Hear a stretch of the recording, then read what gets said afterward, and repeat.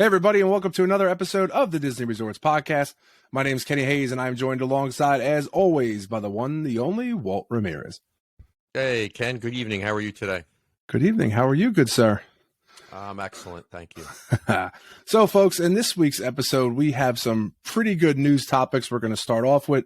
First, Disney released an artist rendering of the Cake Bake Shop, which is coming to Disney's Boardwalk Resort.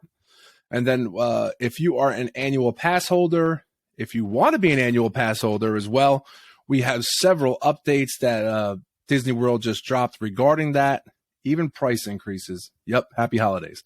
So after that, Disney also did another policy change to its dining reservation system. We'll dive into that and see if that's good or bad for all of us. Yes, it's the holidays. Another price increase coming to single day tickets to the parks. Yeah, I had a brain freeze. And then we'll wrap up this week's show with our topic of Walter and I's Must Do Disney. So it sounds like a great show. You should stick around, check us out. And before we begin, just do us a quick favor. And if you're watching this video, consider subscribing to our channel. Give this video a thumbs up. And as Walter would say, share with a couple friends. Absolutely. All right, Walt, I'm going to turn it over to you for the news. All right. So we are going to start off with some interesting news about the Cake Bake Shop at the Boardwalk. It appears that what was formerly the ESPN restaurant is now being transformed into the Cake Bake Shop. That is what you're seeing on your screen there in artist rendering of the upcoming Cake Bake Shop that will open. Now, I'm not really familiar with this type of a venue. I have seen some pictures of it online of what it's going to look like on the interior. It appears to be a very extensive bake shop on the one side. And I believe, Ken, I think you mentioned to me that the other side will be a restaurant, if I'm not mistaken. Yes, correct. Yep. If you're looking at us, we have the artist rendering up over on YouTube right now. If you remember the ESPN restaurant, to the right was we had the ESPN sign and had the balls, the weights being held up, and you had that overhang, and that was your entryway into ESPN. If you could see on the artist rendering here, it looks like they're going to enclose that, and that will be the entrance, and that will be part of what will become the bakery. And on the left side, over where the main part of the restaurant used to be for ESPN, that will be the entrance for the restaurant side of the Cake Bake Shop. I have not seen any menus. I don't think, could be wrong, but I don't think Disney has announced a menu for the Cake Bake Shop yet. One thing I have read in several articles is that they are going to have the high tea at noon, which I believe you could have over at the Grand Floridian, I believe over at Victoria and Albert's. That's the only other place where they offer that at this time. So if you like that, you no longer, once this opens, you're no longer going to have to go over to the Grand Floridian. You could go over to the Cake Bake Shop over at the Boardwalk. Now, Walt, one other thing we'll note, Disney, of course, as you see on the screen, released the concept art. This is it. This is all that they've released so far. They have not released a date, a month. The only thing they're releasing is sometime in 2023. So, right. I don't know about you. I'm excited. Yeah, I mean, we could probably estimate that this will be something that will open up in the summer, possibly even earlier, because as you can see, this isn't going to be a major construction. There looks like they're basically keeping the same, outlay of the restaurant. It's just, I'm sure the interior will be completely different, but the exterior looks to be, about the same with maybe a few minor changes. So it's kind of like what they did with your sandwich shop at the Boardwalk. Yep. Which now that makes a lot more sense that they closed the old bakery and opened, the sandwich shop, because now you're looking, that would have obviously competed with this. So that kind of makes a little bit Makes more sense there. Absolutely. So, well, let me ask you. Go ahead. Go ahead. No, I'm looking at the rendering, and I think it looks great. I think if this is what transpires, this artist rendering, which we wouldn't believe it wouldn't, this ties in totally with that boardwalk vibe theming. I think this looks great. I am super excited as a boardwalk fan, and someone who stays there quite a bit. So I am very excited for this. I think they're tying it into the boardwalk. And like we've talked about over almost since we've inaugurated the show, that the boardwalk Inn, and now the boardwalk villas is all going to be going under refurbishment in the near future. And some of it has already begun. I'm excited. I am super excited for this. And now I just want to see what kind of menu they're going to have and when it's going to open. No, I agree. I was actually going to ask you that, so you actually took the words out of my mouth, because I wanted to ask you about how you felt about this being an addition to the boardwalk itself. So you kind of already answered that. But the other possibly an issue that could develop with this is if it becomes very popular, it could be a problem for parking at the boardwalk. Similarly to what ESPN used to cause from time to time, if there was a big sporting event that people wanted to go and sit and watch. I remember a few times being at the boardwalk where the self-parking was kind of tough at times. So, I mean, hopefully that won't be the case, but you never know. I mean, it could if it becomes super popular. It looks like, from what I've seen, that there's going to be an extensive selection of baked goods in there. So if it, that like you said is something that feeds right into the boardwalk theming and what that resort is all about. So that might be actually a really good addition. And before we close, and like I said, I really like what I'm seeing so far. And as someone, you and I are from New Jersey, we grew up down the Jersey Shore. I spend my summers down the Jersey Shore. I think this artist rendering is a slam dunk. And if this is what it looks like when it's done, it looks elegant, and they just tied it in perfect to the boardwalk. And if it comes out like this, bravo to them. And all we got to do now, Walt, is number one, hope the food's good.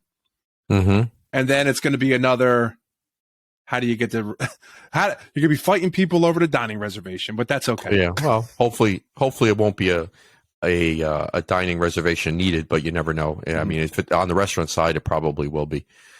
Well, you actually segued perfectly into the annual pass price increase, because it appears that Disney now has released some price increases for the new year. I believe actually it starts December the 8th. Yes. So now, correct me if I'm wrong. You did mention to me that the actual beginning of new annual passes has not opened up yet, but that if you are renewing, this will be your new rate. Correct. So go ahead. Yeah, so you're looking at the Incredipass. It appears to have gone up $100.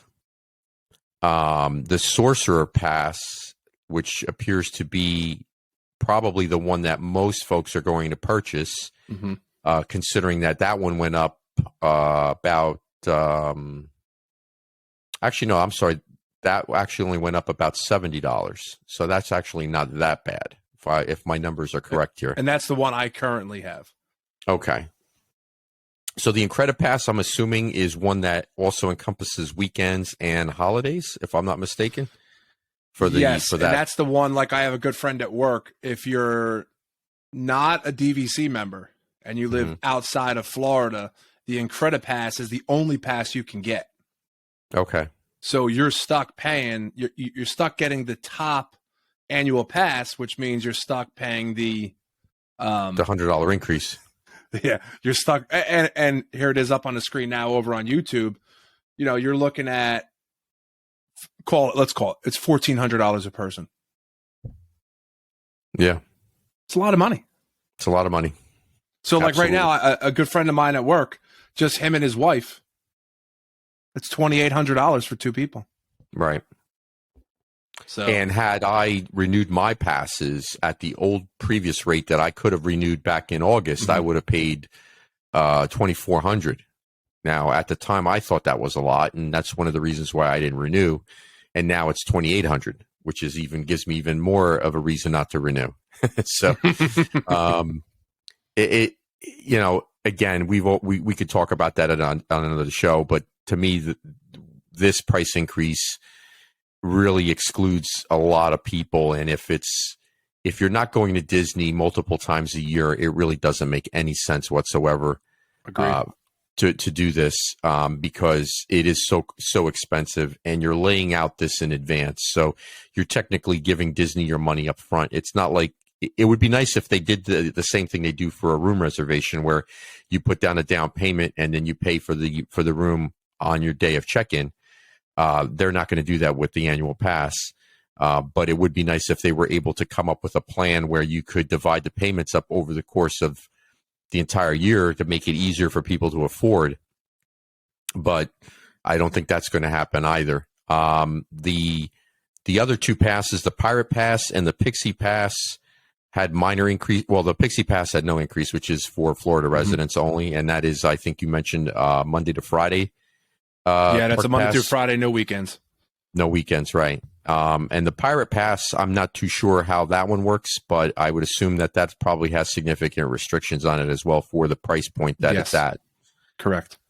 So from there, we segue into the announcement of park-specific pricing. Which hey, Walt, real quick before we jump, just so you're also aware that the rumor has been out lately in regards to the annual pass that Disney was going to open it up prior to the end of 2022. Okay. For people to either who let their passes expire, or people who have moved to Florida, or anyone who wants to become an annual pass holder.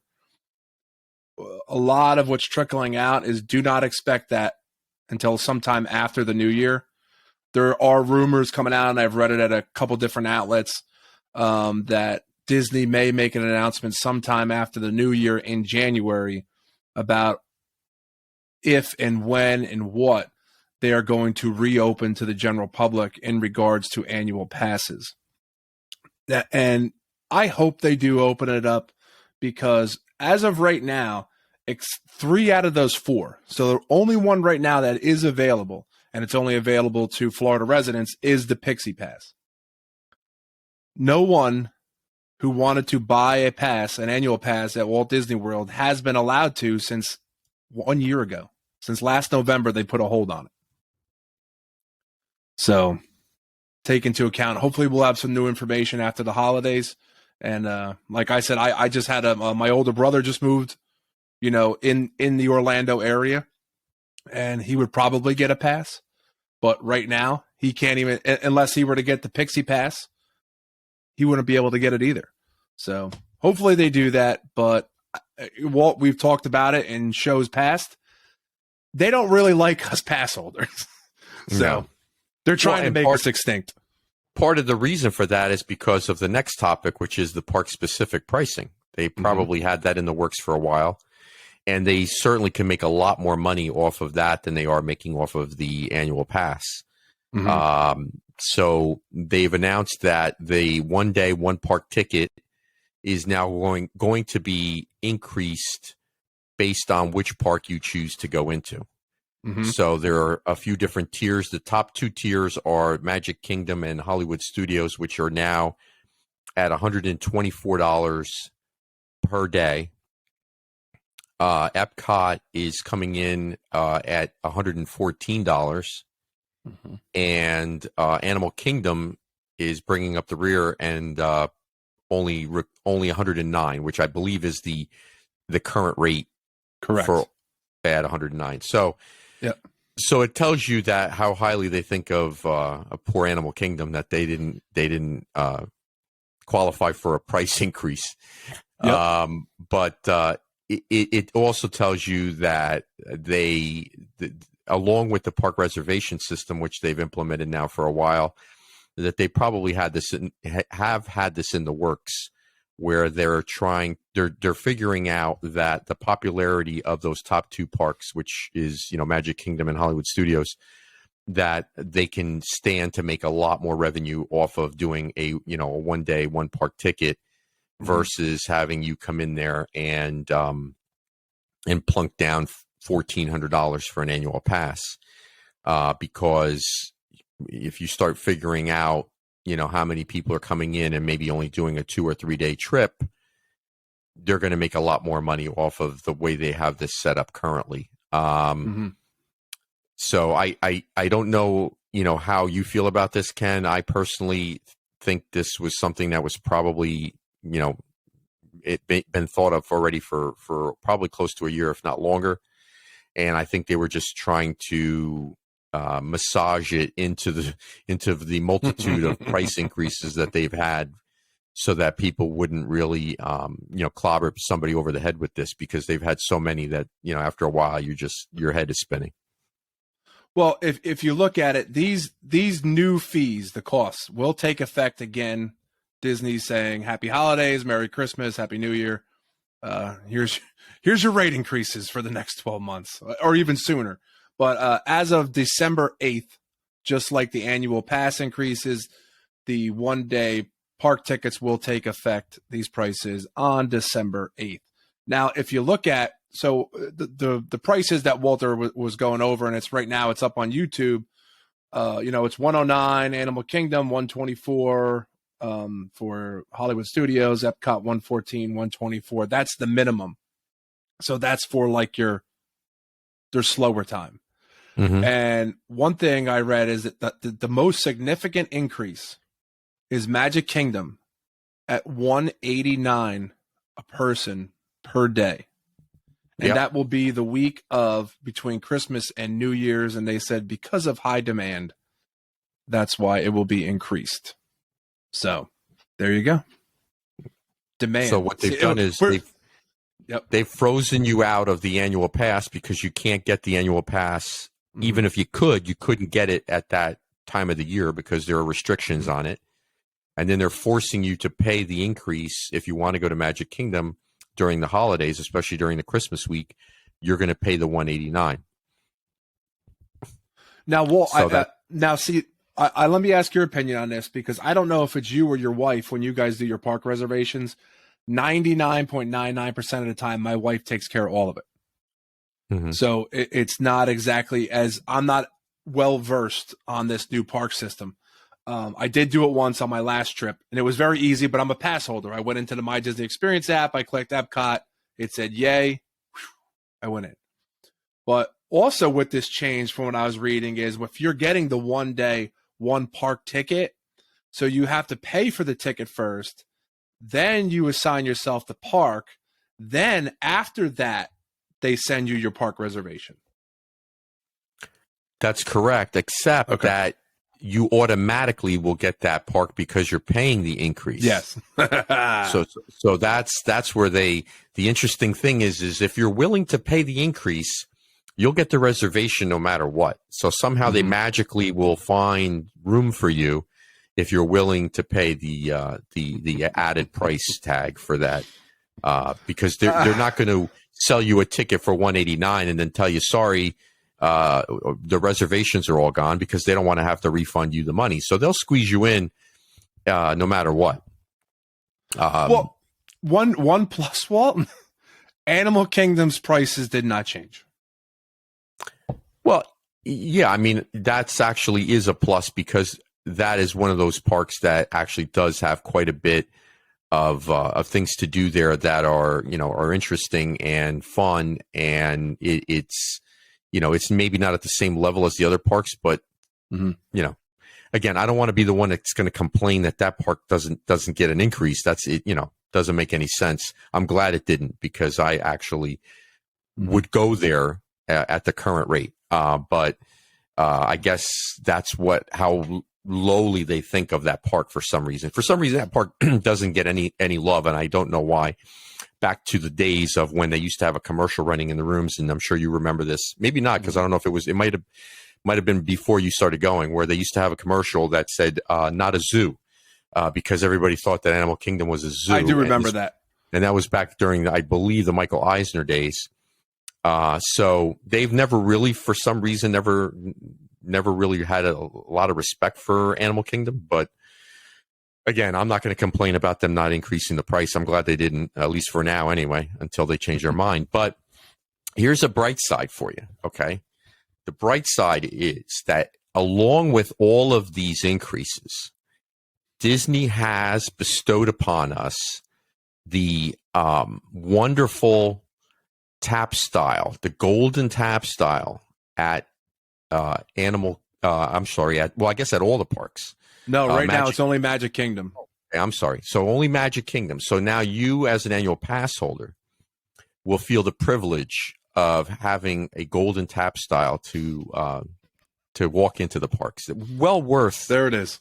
The $1,400 that I'm paying to get in, as long as I have a golden tap style to tap and to put my finger on there. That's awesome. I mean, that's just, I don't know. I knew that was going to send you off. When I sent that to you, Walt, earlier in the week, I was like, Walter's going to love this one. Yeah, I mean, I saw that and I said, that is just so condescending and insulting to anyone's intelligence that you think that I am going to jump, head over heels over a golden tap style is boggles the mind that they actually think that lowly of their customer base, that I would actually care whether or not my tap style is gold or silver, or I don't care what color it is. Matter of fact, we talked about this pre-show, and you actually had a great idea, which I think you should patent, because somebody's going to steal this and then they're going to probably monetize it somehow.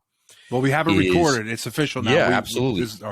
I'll let you, this is your idea, so I'll let you go ahead and talk about this, because I love this idea. So it's funny, because I knew when I saw this article come out about a week ago, I knew it was going to send Walter going. So I texted Walter. I was like, you're never going to believe this. I was like, check it out. So we started talking back and forth throughout the week, and then pre-show, we came up with this, and we're like, for someone who has to get the Incredipass, a family of two, there's $2,800. Is that really going to get you jacked up that your tap style is gold? Because I'm going to tell you, sometimes the regular lines, I could get into the park faster than going through the one for the pass holder. That's true sometimes. I don't think maybe some pass holders realize that you do not have to use the pass holder entrance. You could use any entrance you want to get into the park. The whole point of the perk of having an entrance is to get in faster. I paid you all this money. I shouldn't have to wait in line to get into Magic Kingdom or any other park, because I paid you $2,800. I paid you $1,400. So what I said to Walter just a couple of minutes ago, I said, why don't they develop some kind of system like, okay, on the Northeast, we have what's called Easy Pass. If you travel on toll highways, it allows you to drive right through the toll and not have to stop. It alleviates traffic. Down in Florida, they have the Sun Pass, which actually I think us up in the north can take our Easy Pass there now. It accepts it. But what I'm trying to get at is that if I'm paying, okay, I got to pay a little less because I'm renewing as a current and I'm a DVC member. But take, for instance, the price. So I'm going to sit there when I pay $800+ for my pass. Develop an Easy Pass system. Let me walk through, and they have the facial recognition. They should be able to scan. I understand it because Walter and I talked about this too, where if I use, say, Walter's pass, his Magic Band, and I tried to get in, you're trying to beat the system, but the technology is out there. And if like I've always said, and Walter, I think, agrees with me, it's not that we have a problem with the price increases. It's a problem that I'm paying more for less. Absolutely. If you're going to make me pay more and I'm going to get more, that's awesome.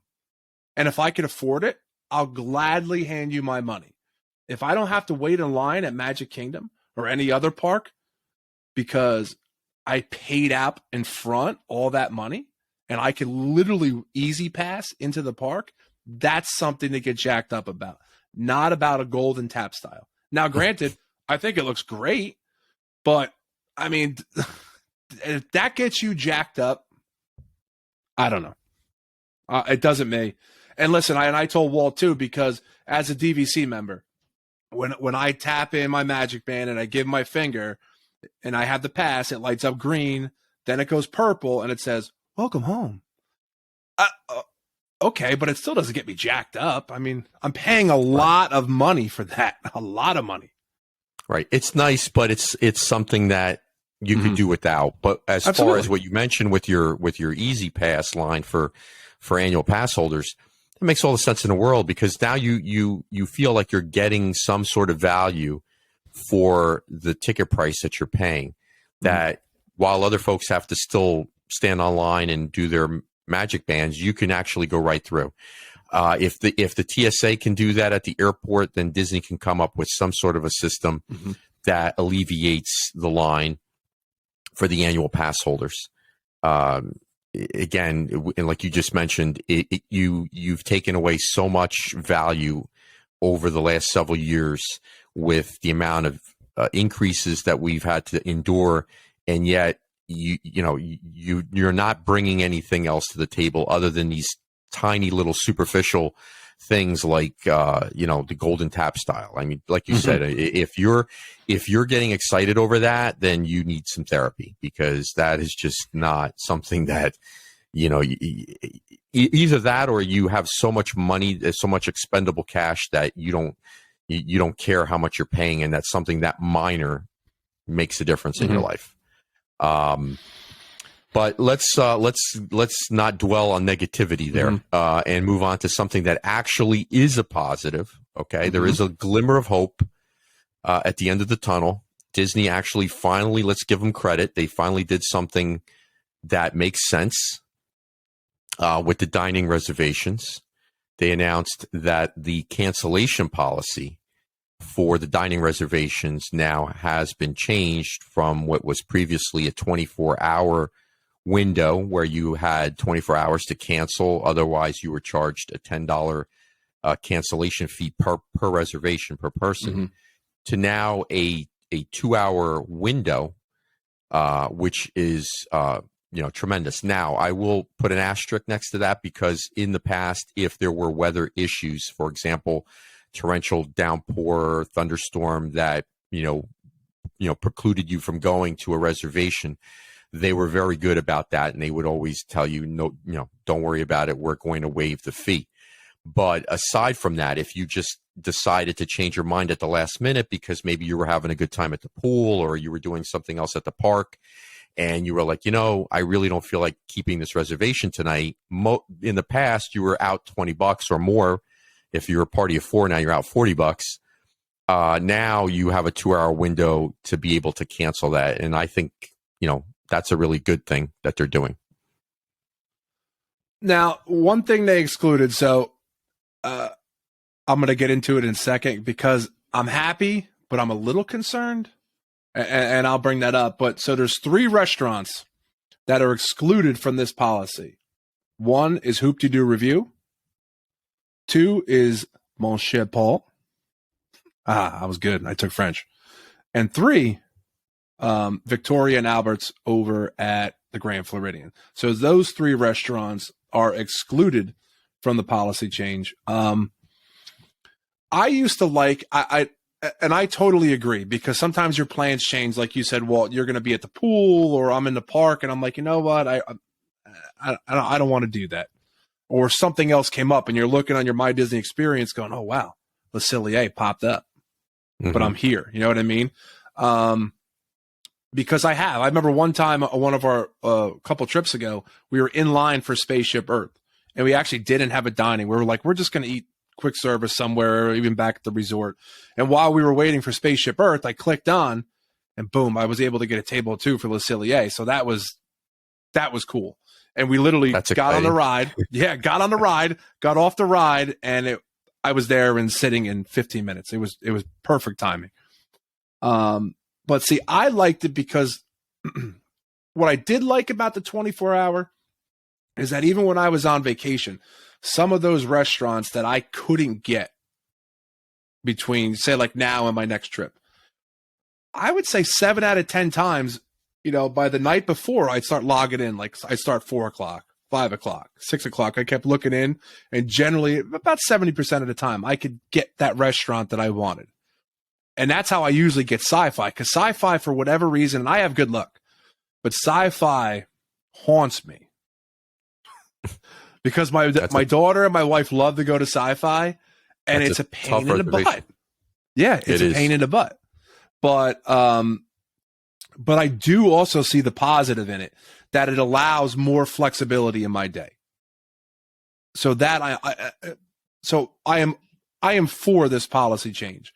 But again, I guess that's the old timer in me. Like, okay, I understood. I knew the 24-hour cancellation, and I always adapted well to it. And I tried to use it to my benefit. Making sure the night before, at that 24-hour mark, I was logging in 3, 4, 5 times to make sure to say, let's see who dumped. You know what I mean? But yeah, I'm totally for it, because there's numerous times, like you said, you're either going to take the hit, or you're praying for rain that they'll actually not charge you. Or actually, one time, my wife, we actually had reservations for Chefs de France. I'm going to say it, Chefs de France. Yes, thank you. You're welcome. We had reservations for there. It was a very hot day. We were in Epcot all day, and we were walking around, and my wife looked at me, and she's like, I just want to go back to the resort. Like, I'm just whooped, And so I did. Disney did good. I called up and I said, listen, my wife's not feeling well. We're going to go back to the hotel. And I didn't get charged. So I never had a problem with that before. As long as you're honest and upfront and you call them and say, hey, listen, I had something going on, they won't charge you. Yeah, most of the time they were very accommodating with those types of things. Yeah, I won't knock them for that. They've never charged me if I called. And it's only been a handful of times that I've ever had to alter. And there, you know what, Walt, I don't know about you, but I've had that where, you know what, hit me for the $20. My plans changed. Yeah. I'm doing something else too. It is what it is. Yeah, sometimes you just got to bite the bullet on that and just say, hey, it is what it is. But here's the thing too that you mentioned, it's actually a good thing, is for people like myself and my wife who are, we make a lot of our dining decisions last minute. That's actually a good thing, because with the 2-hour window, you're going to have reservations that are going to pop up that maybe you wouldn't have expected to get. Like you said, maybe a Le Cellier or a California Grill or something, a Citricos, something that might be a little tougher to get. That's now going to open up, and you can actually say, hey, let's go there instead. So, again, I think it's a lot of different scenarios, but I think it's actually a good thing. So we have to give them. No, I agree with you all. I'm totally for it. I like the policy change. It's just the old Disney in me. It's like with the Fast Pass, I understood it. Yeah. I was well versed in it. I knew how to do it. And it's like this. I knew my 24-hour window, and I knew I had to put a note on my phone to start checking the My Disney Experience at 4 o'clock, 5 o'clock, 6 o'clock.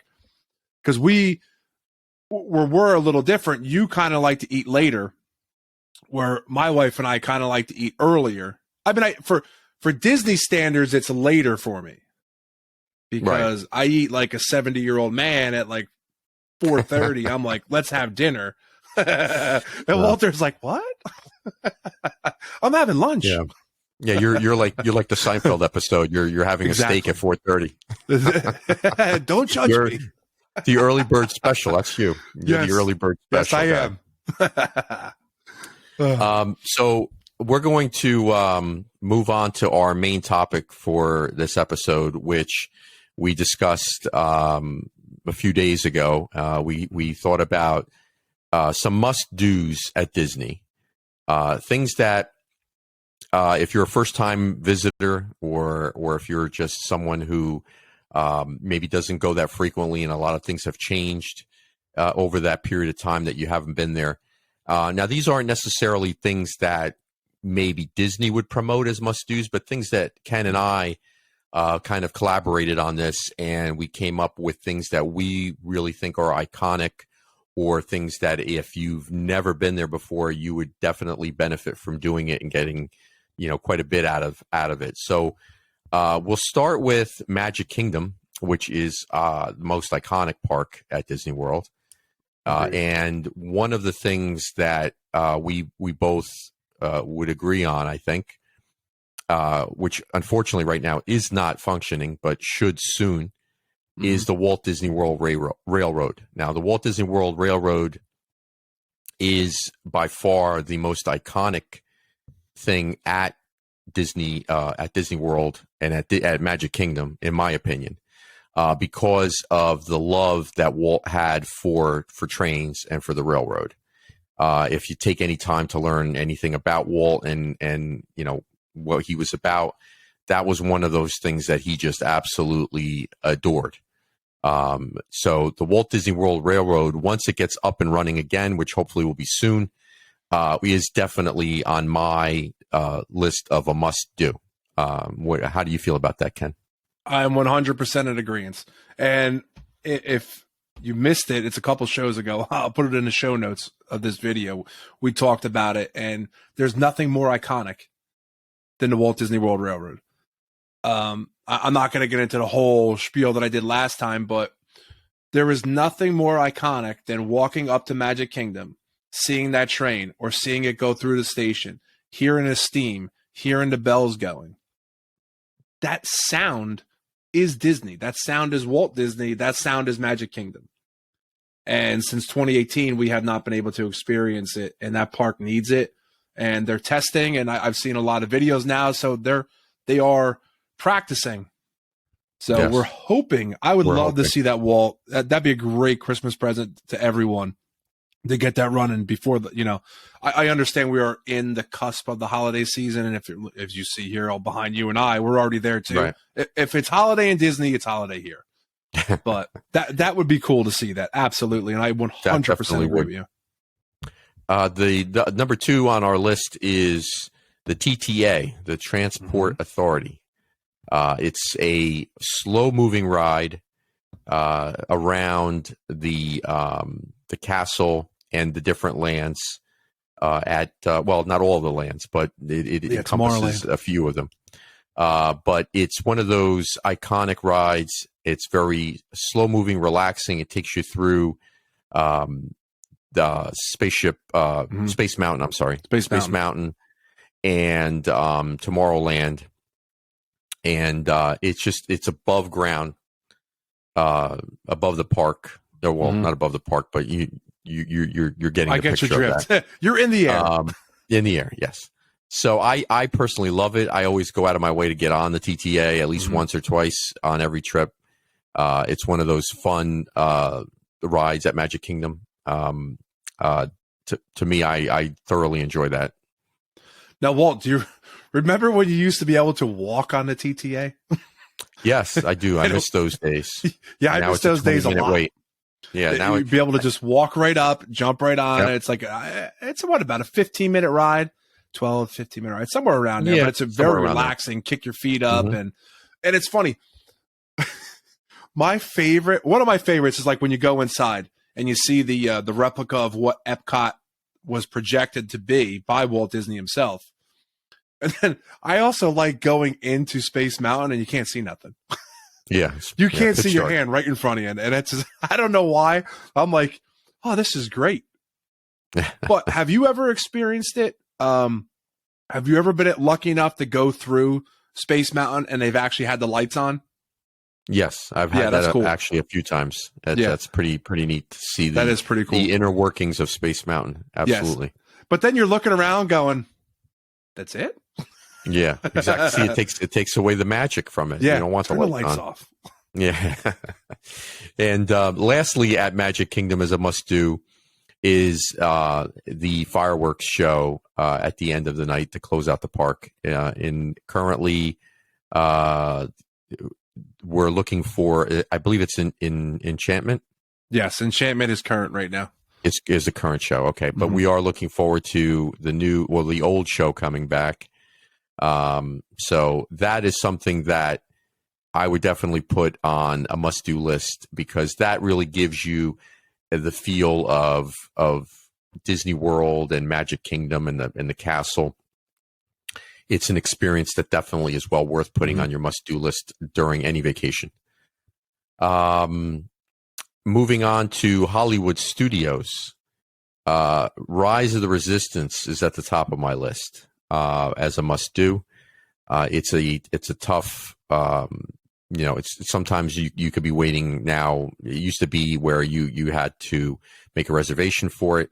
Now you're possibly waiting online over an hour, sometimes maybe even longer, depending on how busy it is at Hollywood Studios. But I think it's one of those rides that is definitely worth it. It's probably in the top 2 or 3 rides on property.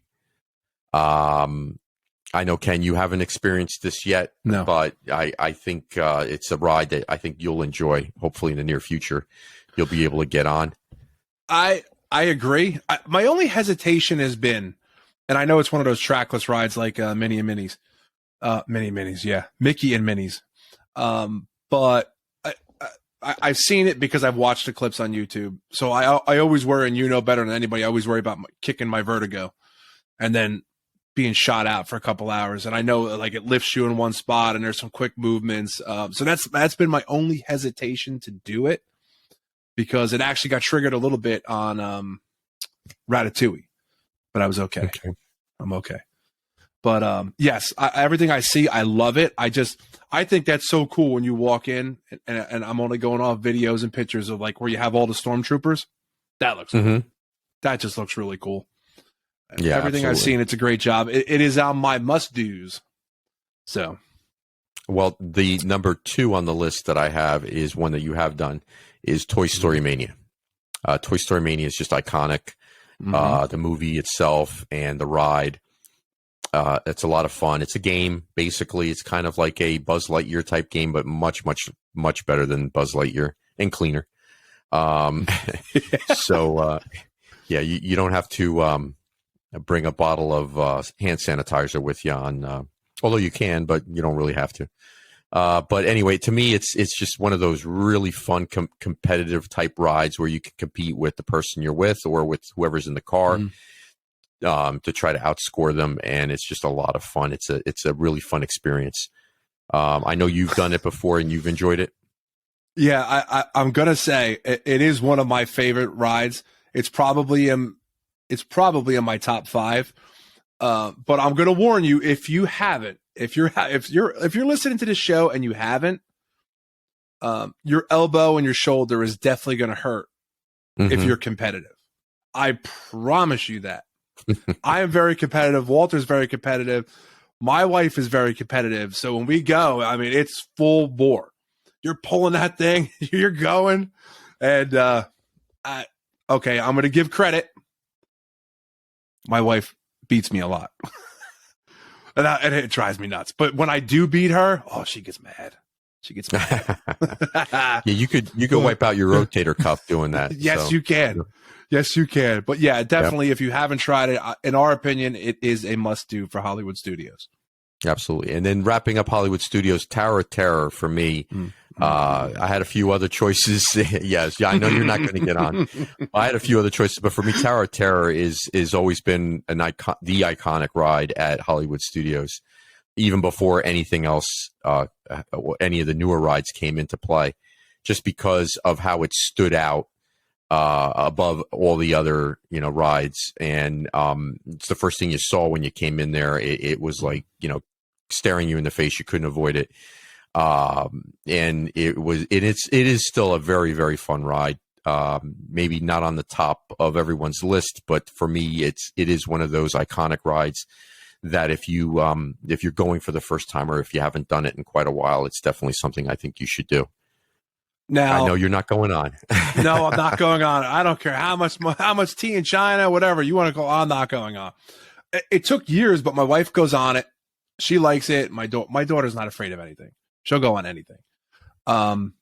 So my pick is going to be, and I know I'm going to be in a minority here, if you are a Muppets fan, then I highly suggest you try out Muppets 3D.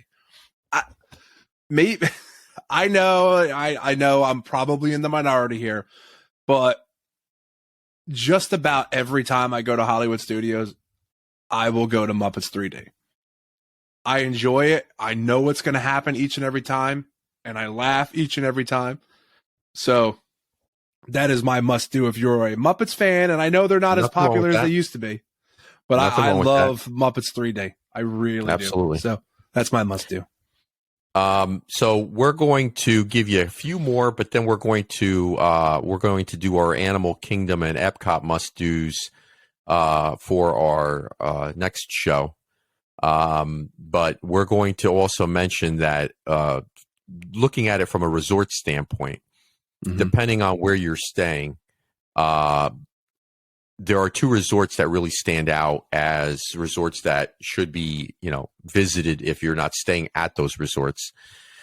But one of them is the Grand Floridian lobby. So if you're not, there at the Grand Floridian, or if you're not there during the holiday season, it's still a very, very luxurious, very, really nice looking lobby that you should definitely visit. Just to check it out. In the past, there used to be music playing there. They unfortunately got rid of those folks. We won't go into that, but that was one of the reasons why you should visit the lobby.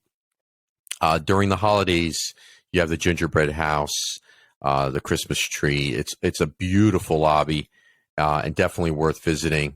And if you're able to score a Narcoossee's dinner reservation at the Grand Floridian, you can also view the Magic Kingdom fireworks show from the boat dock near Narcoossee's, and they do tap into the sound and the music from a Magic Kingdom, so you can actually get that feel of being in Magic Kingdom without actually being there, and actually view the fireworks, which, depending on which fireworks show and season you're at, it is really, really a nice view and a little cherry on top of your dinner to get that reservation. I know, Ken, I think we've experienced that with you guys once before.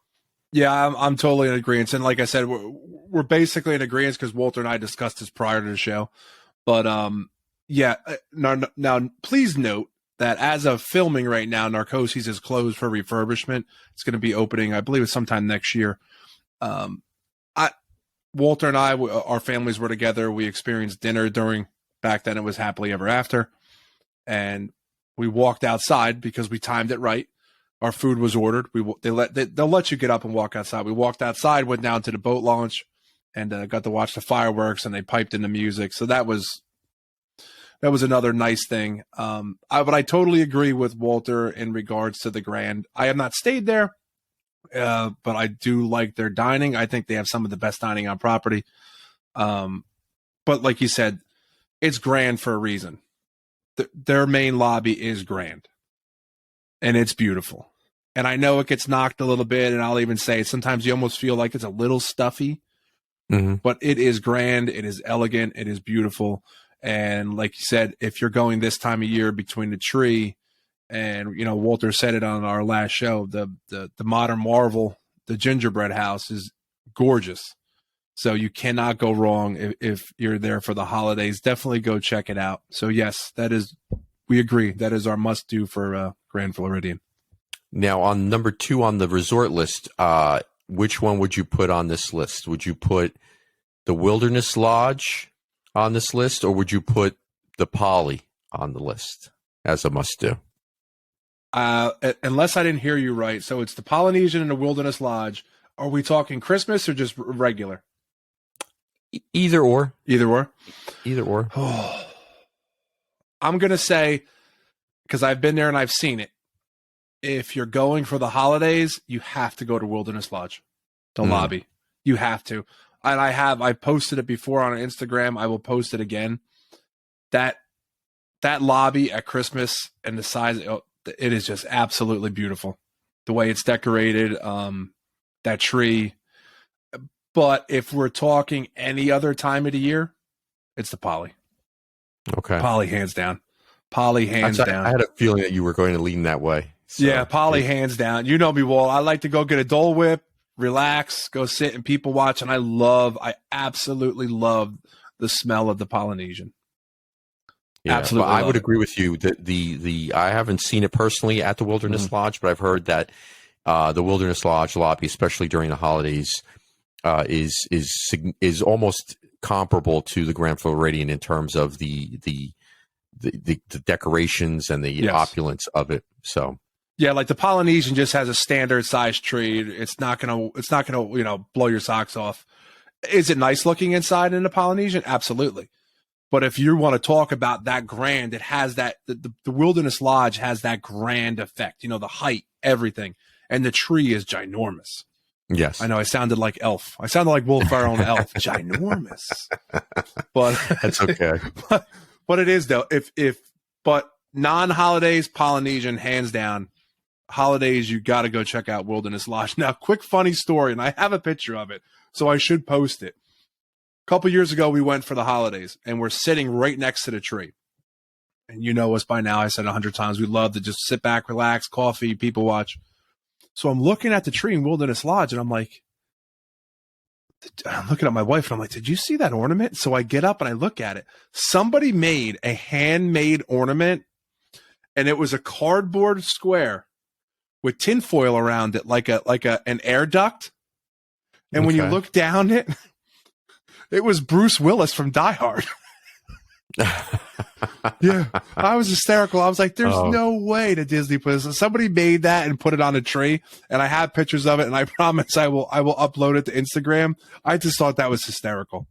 That somebody snuck that on there because I'm peering down it because it was kind of deep. I'm looking down and I was like, take a look at this. It's Die Hard.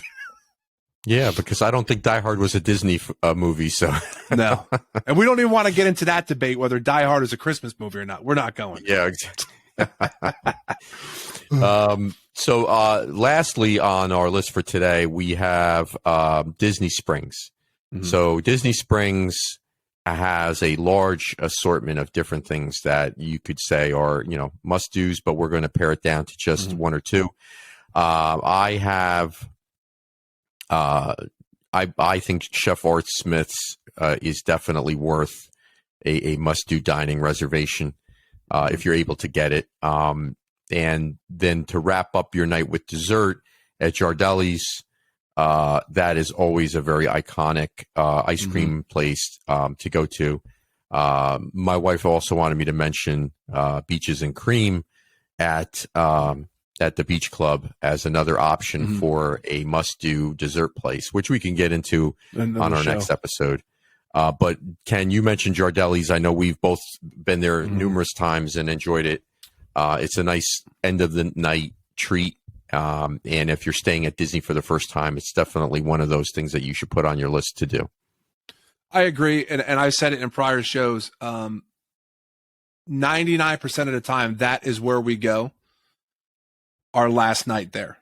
We go to Disney Springs, we walk around, we do some shopping, we check out the amphitheater, and then we go to Ghirardelli's, and that's the nightcap. And if we're staying at Saratoga, then we leave, we walk back to the room, and another trip in the books. But the only thing I wish about Ghirardelli is it was larger, because sometimes that Florida heat, and sometimes by the time you get your ice cream and then you do find a place to sit, it's already starting to melt. Yeah. But yeah, I love their ice cream. I love their sundae. There's just something about it. And like I said, because we don't have one near us, so that's the only time I get to enjoy it. But yeah, that has definitely become tradition on the last night. Unless we have something else, like a dining reservation or something like that, we will make it to Disney Springs, and that'll be our nightcap, our last hurrah. So that is definitely a must-do. And even like you said, the atmosphere, if it's a comfortable night, to be able to sit outside and kind of take that in with the view and all the lights and all of the, the hustle and bustle of Disney Springs, it's nice to sit there and just relax. And like you said, people watch and have some ice cream. I agree. And, I agree. And talk about your day even, and how, things went. So it's one of those traditions. Well, think about it, Walt. It's in a great location. You got the amphitheater right by there. So, absolutely. So you could have some ice cream. They got some good music playing, and that I love Disney Springs. I think it's a great vibe. So I don't think you can go wrong if you're looking for a nice, relaxing night. You want to grab some ice cream and just sit back and relax. Definitely a must do. Absolutely. So we're gonna wrap up this episode for today, but just as an overview for the next episode. We're going to touch on some must-dos at Animal Kingdom, Epcot, a few transportation must-dos, which a few people might not agree with, and a couple of more resorts also that we're going to probably throw in there as well. But we want to wish everyone a happy Thanksgiving, a happy holiday season, and thank you for all your support. It means a lot to both of us. Yep. Totally agree, Walt. I totally agree with what you said. So good place to wrap, Walt. What do you think? Absolutely. All right, folks, that's going to do it for this edition of the Disney Resorts podcast. We hope you enjoyed it. Happy Thanksgiving from Walter and I. Take care, everybody.